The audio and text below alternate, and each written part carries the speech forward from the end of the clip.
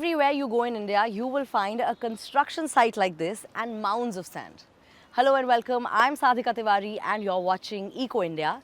And today I have a question for you. How much sand does a man require?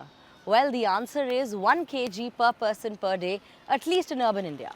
And we are seeing a construction boom in India and we're extracting sand from our rivers faster than it can be replenished. But what does that mean for us? Let's find out in today's episode. Even the smallest among us know that you can do wonderful things with sand. But here's what the kids might not know. Sand begins in the mountains. Changes in temperature from frosty to warm eventually cause rocks to break off the cliff face. The rock is then swept away by mountain rivers. The water and friction with other stones on its way to the sea turns it over several thousand years into fine sand. Sand is important for the building industry. You can find it in every house, every office block, on every street. After air and water, sand is the most needed natural resource on Earth. But anyone who looks at our vast deserts and thinks there's more than enough to go around would be wrong. Desert sand is unsuitable for construction. The surface of each grain is too fine and smooth, meaning that the grains don't bind. Instead, sand is becoming an increasingly scarce commodity. Sand mafia have long mined it illegally, even from beaches. But the kids aren't aware of this yet. Their only worry is that their next sandcastle is as pretty as the last. All of us who live in big high-rises like these often dream of living in a lovely house on the beach as close to the sea as possible. But what happens when one day the sea is engulfing the beach and the waves come knocking at your door? Well, this is a reality in Kerala and Karnataka, and now the question is, how do we save our beaches and the ending coastline, and can they be saved now? Battapadi Beach in Karnataka state is quiet and pristine, and it's where Rajivi built her dream house. I got married 26 years ago and we built this house after 4 years. My husband worked as a helper, earning just rupees 500 a day to build this house for us. He has died now. We used to be so happy in this house. This sea view, where would you get a location such as this? My dream was to get my daughter married in this house. This dream came crashing down last year. And for Rajivi, life has become somewhat of a nightmare.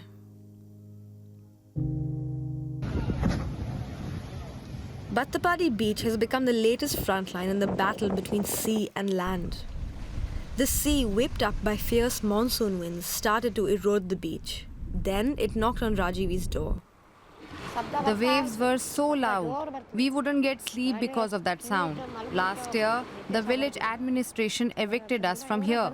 I had said I will not leave because where would I go? In 2022, sea erosion claimed the public road. Chunks of the road that had been reinforced with bags to protect from the sea were washed away. All along the banks lie the skeletal remains of homes that once abutted the beach. Battapadi is just one of several places along India's coast where sea erosion is intensifying. And it's happening fast here. In just 5 years, the sea has chipped away nearly 100 meters of land, or the length of a football field. To understand why this is happening, we must go back 30 years in the past and 10 kilometers north, to a place where it all started. Mangaluru port, where two rivers meet the sea. The two rivers bring in sand and sediment. The sea pushes it back and everything clogs up at the mouth of the port. The area becomes dangerous for around 2,000 boats that pass through every day. Yeah, earlier boat capsizing was a common phenomena. 3-4 boats and few people used to die because of less depth. So to overcome this problem, the breakwaters are built in 1990s. These breakwaters were a breakthrough for the fishing community here. They are essentially just piles of rocks and bags that act like gates that block sand from the mouth of the port. They ensure the channel stays deep and almost free of sand. Fisheries boomed, but the geography of the coast changed. Natural phenomena, the waves, mainly waves, which lead to longshore currents. The longshore currents means the water mass move parallel to the shore. This is called a littoral drift, where the waves striking the shore creates a current that moves along it. In this region, the current and with it sand from the beaches move from north to south. So, wherever you have rock outcrops on the shoreline, which act as barriers for the movement of sediment, we find the accumulation of sediment towards north of the rock outcrops and erosion towards the south of the rock outcrops. In the case of Mangaluru port, the breakwater was like an outcrop. It stopped the flow of sand. In just a matter of years, sand was accumulating above the breakwater, creating new wide beaches. It benefited fishermen at the port and those living north of the breakwater. But it was a bane for the south. Houses, roads, and farmlands were washed away as sand and land began receding. After trying multiple solutions that failed, in 2018 the government embarked on an ambitious $100 million project to protect the beaches south of the breakwater. The coast was strengthened with sea walls. This protected the shore to some extent. Artificial reefs were constructed deep in the sea to break up waves and reduce its force reaching the shore. But Jayappa argues that solutions like these, whether it's sea walls or reefs, only create new problems elsewhere. Once you construct a seawall in one place, the erosion problem will be shifted to the adjacent area, either towards north or south. So, what we do is we are shifting the problem without, instead of solving the problem. So, that is what is happening in the case of construction of seawalls. Like breakwaters, these sea walls and reefs can end up redirecting the waves towards areas that are not protected. And this is what is happening now in Battapadi and in Rajivi's house. The effort to save their neighboring beach has come at the cost of theirs. The sea erosion problem is not going to go away soon. Many more new ports are being planned in India. This means more breakwaters and seawalls. Even without ports, there are other activities too that will increase erosion. More dams being constructed on rivers that reduce the flow of sediment to the sea. 34% of India's coastline, or nearly 2,300 kilometers, is eroding. Billions of dollars will be needed to protect these shores. More erosion means more seawalls, and more seawalls means the cycle continues.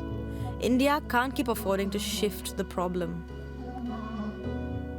What we say is whatever technology, whatever you do, that will not work against nature.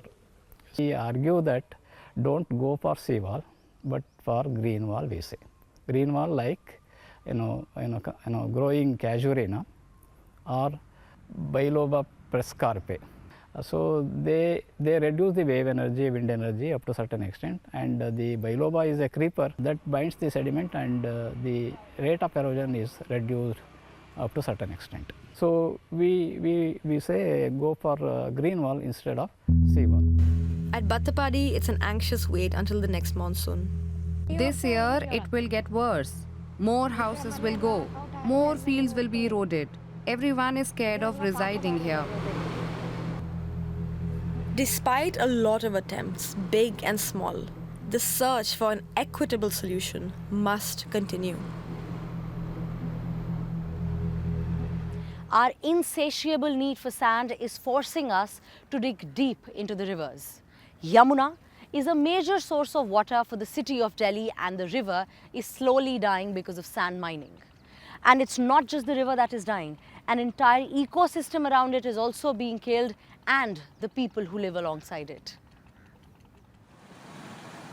In this suburb of North India's Noida, activist Paleram Chauhan was murdered in broad daylight in the year 2013, a horrifying day his son will never forget. At around between 11:15 and 11:30 am, 3 people drove their bikes down this lane. They were from our village. They stopped their bike here. My father was resting in his room. They shot him down, got back on their bike and fled. Paleram Chauhan had been fighting the sand mining mafia in Noida, who has been operating unchecked for years, something that hasn't changed much to this day. A practice that has hurt the livelihoods and the delicate ecology in and around the Yamuna River. Akash Chauhan has continued his father's fight in spite of the uphill nature of the battle. देखिए local authorities और जो ये You can't justify or describe the connection between local authorities and mining contractors आप उसको because it is rampant at such a large scale. ये इतने बड़े स्तर से है, ठीक है ना? अभी आप सिर्फ बेसिक तक हो. The top authorities are involved too, and it's with their orders that they operate. उन्हीं के आदेश से या उन्हीं के साथ जुड़कर ये जो आपका माइनिंग होता है. Breakneck urbanization has only increased demand for riverine sand used in all kinds of construction projects. Some 50 billion tons of sand is extracted from lakes, riverbeds, coastlines, and deltas every year. This massive removal of sand cannot be replenished easily and takes thousands of years to recover. Sand from riverbeds is especially valuable in construction, says Dr. Fayyaz Khudsar, a scientist at the Yamuna Biodiversity Park. This sand, when you see, it is more angular. When you see desert sand, they are very lighter, very lighter. When you see sand of the sea, they have capacity to absorb more humidity. So therefore, when it mixes with steel, it has corrosive property. So these are some of the differences in size and shape even. River sand are more angular and therefore being preferred. Even when licenses are obtained to mine sand, the law does not allow mining with heavy machines like excavators, nor does it allow for building impedances in the river's flow. In 2020, a contractor was issued a license to mine sand not far from Akash Chauhan's land. हो रहा है पीछे. Mining is taking place at the back there, in the Yamuna River. At the moment, if you count, you can see at least 7 to 8 excavator machines that are at work. The trucks that you see out there, the part of the bank of the river has already eroded. वहाँ से यमुना का जो किनारा है आप देख सकते The हो natural banks have been indented. The natural flow of the river has changed in these areas because of mining. वो उस तरह से नहीं है, ये कटान लगा हुआ है. A river is much more than just the body of water that flows through a plain. It creates floodplains, wetlands, grasslands, and riparian forests, which together create habitable zones for humans and animals alike. The presence of sand in this riparian zone is essential for life to flourish. When you take out sand from somewhere, you play with river bed and therefore river shrinks. And when river shrinks, it becomes kind of pool over a period of time. And sand plays a very important role because it is not only purifying water, but it is home for many invertebrates, many invertebrates, and these invertebrates are crucial for river. They are nesting, resting, roosting site. Many farmers like Dharamveer Chauhan, who practice subsistence farming on land near the Yamuna, have also been feeling the impact of sand mining. In spite of being so close to the river, the soil has become incapable of supporting crops like potatoes, guavas, and mangoes, which used to grow easily some years earlier. I have also grown some maize here, some survived, but most of it died. Because of this dust, the trees don't bloom, and my guava tree bore fruit on just half the tree. Similarly with lemons, there are only 2-3 fruits on the tree. The dire situation drove Dharamveer to take matters to court, even as mining continues not far from his farm. In the last 4 decades, this area around the Yamuna basin has already seen groundwater levels drop by around 50%. Urban centers like Noida have exploded in the last few decades. And in the process, environmental considerations have taken a backseat to economic factors. We need to come out with some solution where ecology and economy marry, and that is possible. As I told you that river brings a lot of sand, but we need to study that which area need to allow and which area not to allow. What are the season where when you can allow, and what are the season when you do not allow anybody.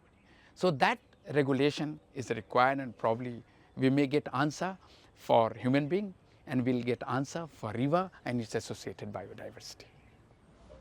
Different courts across India have passed orders over the years to rein in sand mining activities. The government too has set rules for sustainable sand mining practices. However, on the ground, enforcement of these rules remain wanting. As India's appetite for sand grows, for those like Akash who live in the shadow of unchecked sand mining, the efforts to stem its damage continue. But why are we mining all of this sand? That's because our cities are expanding and people need houses to live in, and houses need sand to be built.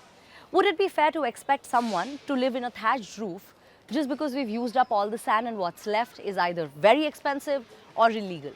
Probably not. Then what's the solution?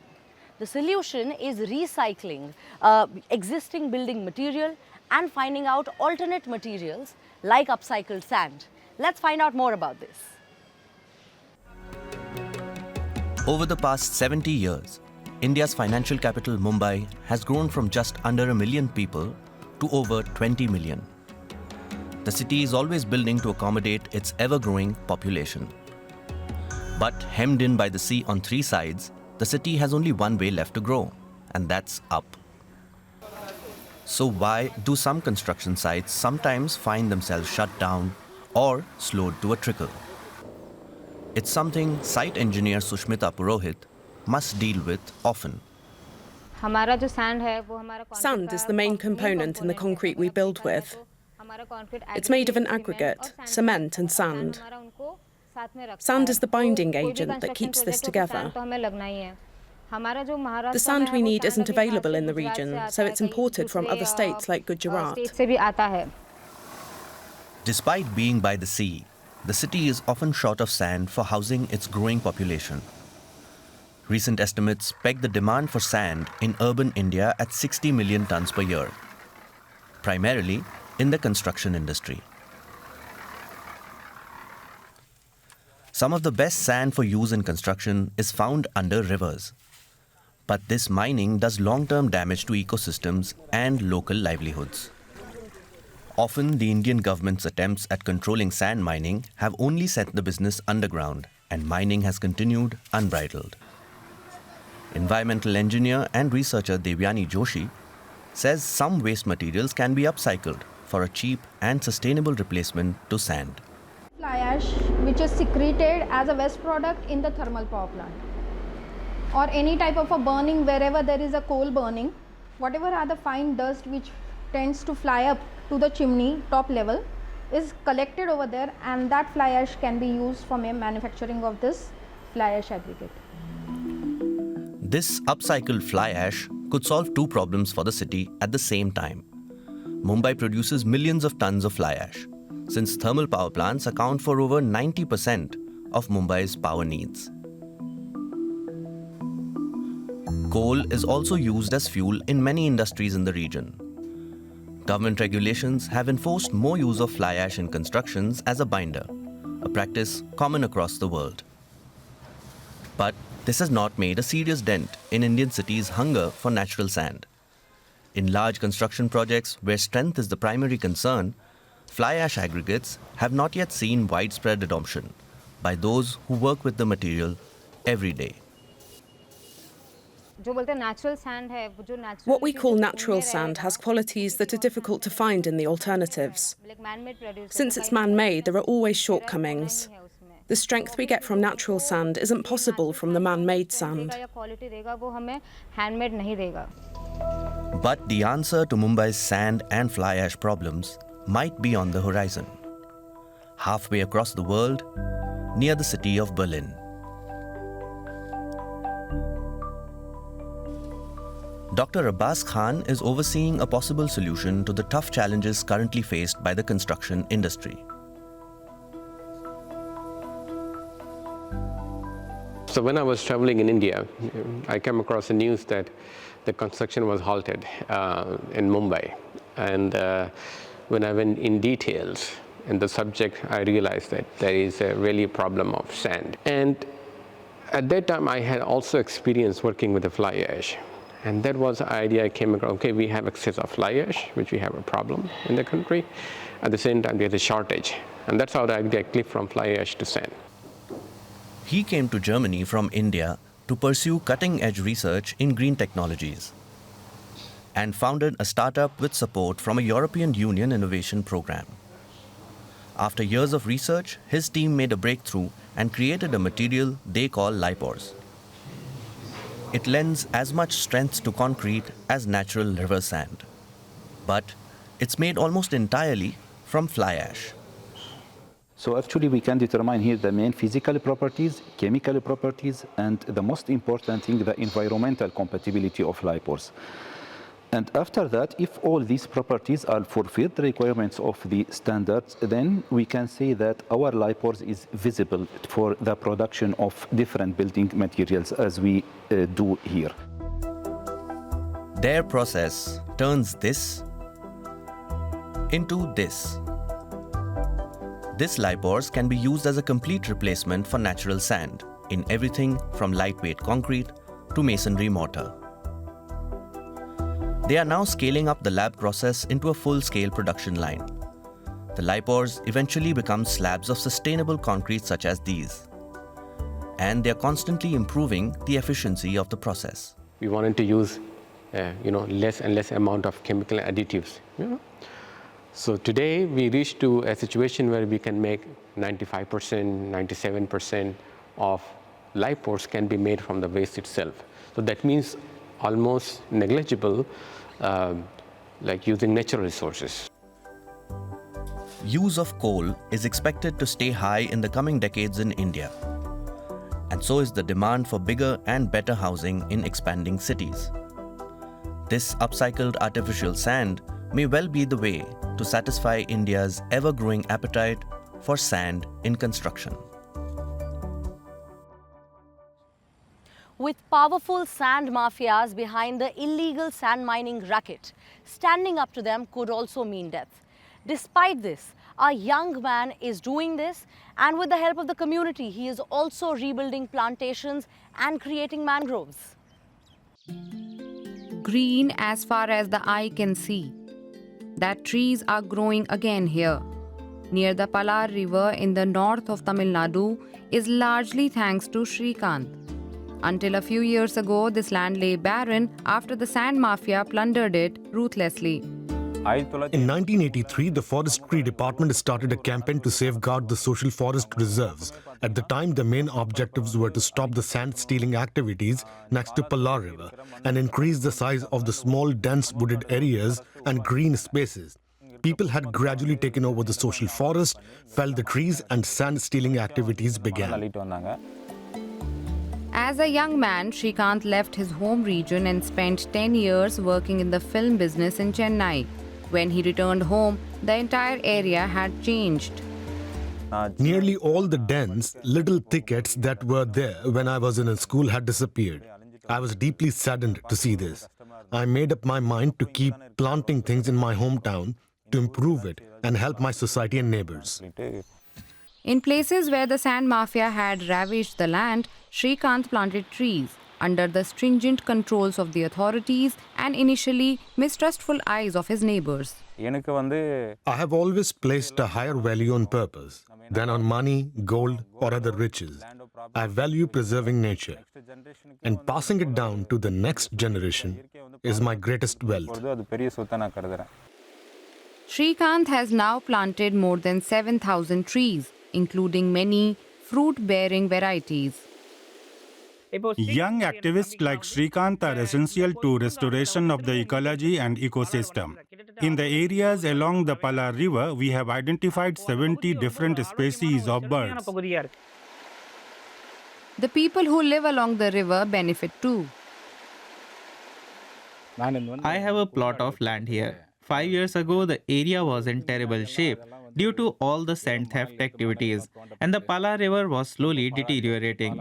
By planting lot of trees and protecting these social forest areas, Srikanth has significantly improved this community and the lives of our people. Srikanth still has a way to go to reach his goal. He aims to plant a small forest in every village in the area. to give something back to nature. We need more such people who are committed to the idea of preserving our environment, and we also need more ideas to build sustainably, because we cannot, of course, stop building more houses, roads and bridges, but we also need our ecosystems intact at all costs. But you let me know, what did you like the most about today's episode and what would you like to see more of? You can email us or write to me directly on my Twitter. Until then, have a great week. See you soon. Take care. Namaskar.